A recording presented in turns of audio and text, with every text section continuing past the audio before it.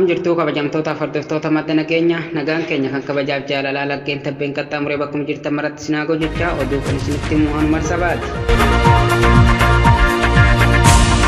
Kaaba Oromiyaa godina Walloo aanaa Dawwee Harawa keessatti bilxiginnaan gandarra deemtee wayyaaneen aanaa baatetti dhiyaattee jirti. Deemaa baatee eegaa jechuun uummata sobanii gara dirree waraanaa ergaa akka jiran maddina keenya odeeffatee jira. Akka maddi keenya kun jedhutti uummata waan ajajatuu dadhabaniif mala adda addaatti fayyadamanii uummata sobanii gara dirree waraanaa ergaa jiru jedha. Namni odeessa kana nuuf laate uummanni keenya yeroo kamuu caalaa sirriitti of eeguu qaba jechuun dhaamsa dabarfatee jira. Mootummaa kufuuf guyyaa lakkaawwachaa jiru kanaaf duultanii aarsaa hin barbaachifnes akka hin kaffalle jechuun dhaamsa Oromummaa dabarfatee jira. Achuma ganda uranee salaamatti mootummaan bilxiginnaa walgahii ariifachiisaa uummata yaamee ture. Ganda uranee salaamaa gootii sanqallee irratti guyyaa har'aa walgahii muddamsuu uummata waliigalaa waamanii turan. Dhimmi walgahii kanaas uummatarraa maqaa shanee jedhuun qawwee irraa hiikuuf akka ta'e keessa beektonni walgahii kana madda nageenyaaf himan. Akka maddi keenya kun jedhutti uummata bifa walgahii fakkeessuun qawwee irraa guuruu fi duula duulsisuuf uummata uranee salaamaa irratti kaabineen ejjennoo jabaa akka qabatteertuttu himame. Oduma itti aanu waraanni bilisummaa Oromoo injifannoo galmeessuu itti fufee jira. Oromiyaa lixaa ona Qondaalatti oolmaa waboo abdii sabaa uummata isaa waliin marii gaggeessuu itti fufee jira. Godina Gujii Gumii Ellaadeelotti uummatni injifannoo argateen alaabaa Oromiyaa fannifate. Waraanni bilisummaa Oromoo Oromiyaa kibba Gujii Gumii Ellaadeelotti ergaa humnoota diinaa PP bobbaaste ari'ee baasee booda uummata waliin alaabaa Oromiyaa haala argitan kanaan fannisanii jiru. Uummatni waboonis uummata waliin qabsoo bilisummaaf taasifamu irratti waliin mootummaa uummataa ijaarrachuuf irbuu haaromsataniiru. Oduu keenya birootiin artistii Zaarihuun Wadaajoo dhukkubsatee hospitaala Riifti Vaalii Adaamaa ciisee jiraachuu maatiin OMN itti himan. Artistii Zaarihuun Wadaajoo ajjeefamuu artistii Hacaaluu Hundeessaa booda fayyaa dhabaa dhufuu isaatu himama. Waggaa kana guutuu haala ulfaataa dabarsuu fi dhukkubsachaa akka ture haati warraasaa aadde Olaantuu Gammachuu bilbilaan OMN itti himanii jiru. Akka aadde Olaantuun jedhanitti artistii Zaarihuun dhibeen waan itti hammaateef yeroo ammaa hospitaala Riifti Vaalii Adaamaa ciisanii yaala argachaa jiru. Sadarkaan dhibee artistii Zaarihuun Wadaajoo ol ka'aa dhufuusaa kan himan aadde Olaantuun dhibee onnee kalee fi sombaan dhibamaa jiraachuu isaanii ogeessotarraa akka odeeffatan dubbatu.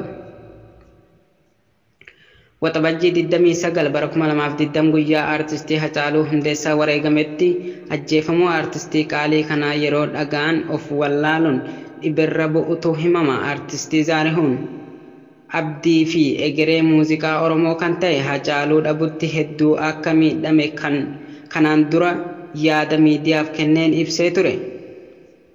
Haati warraa isaanii aadde Olaantuu Gammachuu uummatni Oromoo fi dinqisiifattoonni isaa hundi kan waan danda'aniin bira dhaabbachuu akka qaban waamicha dhiyeessanii jiru.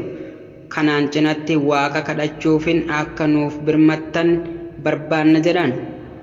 Zaarihuun Wadaajoo warraaqsa muuziqaa Oromoo ammayyaa keessatti weellistoota hangafoota jedhamanii fi dinqisiifattoota danuu qaban keessaa nama tokko akka tahetu dubbatama. Egaa daawwattoota keenya oduuleen ammaaf qabanne kana fakkaataa oduulee maddeen alaa irraa arganne akka itti aanutti isiniif dhiyaata. Oduu biyya alaatiin waggaa 20 guutuu eega wal haadhanii booda hidhattoonni Taalibaan magaalaa guddoo Afgaanistaan Kaabulaatti marsuun mootummaan Afgaan aangoo karaa nagaan akka itti dabarsu gaafachaa jiru. Kaabulaan magaalota ijoo Afgaanistaan 24 keessaa kan harka mootummaa Afgaanitti hafte yoo taatu loltoonni Taalibaan gara maraan itti marsanii jiraachuun gabaafame. Mootummaan Afgaanistaan wanti hundi to'annoo isaa jala akka jiru ibsuun jiraattoota tasgabbeessaa jira jedhame. Hooggantoonni Taalibaan ammoo loltoonni isaanii Kaabulaa keessatti hokkora akka hin kaafne nama baqachuu fedhuuf karaa akka banan ajajaniiru. Dilbata hidhattoonni Taalibaan magaalota ijoo baha biyyattii Jalaalbaad, lola tokko malee to'atan. Magaalotni ijoo kutaalee biyyattii 24 keessaa 23 guutumatti to'annoo Taalibaan jala jiru. Hedduun isaanii torban darbe keessa kan Taalibaaniin to'ataman. Humni mootummaa Afgaan saffisaan diigamaa jiraachuu pirezidaantiin biyyattii Ashraf Ganiin aangoo akka gadi dhiisu dhiibbaa irratti jabeessaa jira.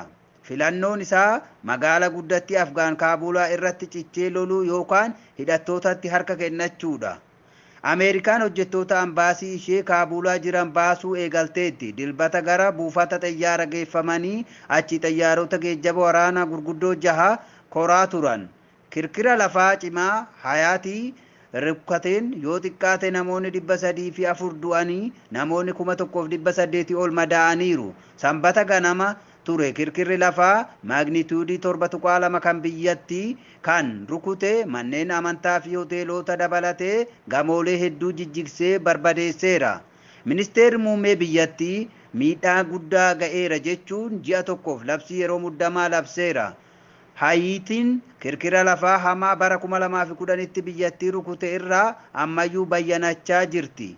Kirkirri kun wiirtuu kan godhate magaala Saint Louis du Sud akka ta'e qorannoon lafaa USA yookaan USGS himeera BBCtu gabaase.